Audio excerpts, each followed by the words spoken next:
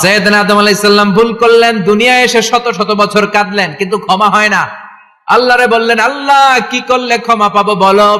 ফাতালাক্কা আদামু মির রাব্বিহি কালিমাতিন ফাতাবা আলাই। আল্লাহ বললেন, ও আদম, তোমারে কিছু কালেমা শিখাইয়া দেই, এই কালেমাগুলো দিয়ে আমার কাছে দোয়া করো, ক্ষমা করে দেব।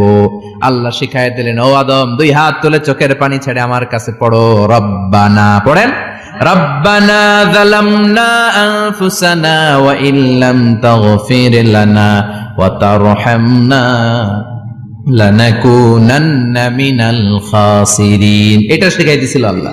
আল্লাহ, আমি জুলুম করেছি, অন্যায় করেছি, ভুল করেছি, পাপ করেছি, তুমি যদি ক্ষমা না করো, ক্ষমা করার কেউ নাই, ঠিক কি না? আমরাও পাপ করলে এই দোয়াটা পড়ার দরকার আছে না নাই?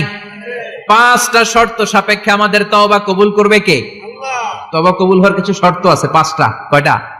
চিৎকার মেরে বল।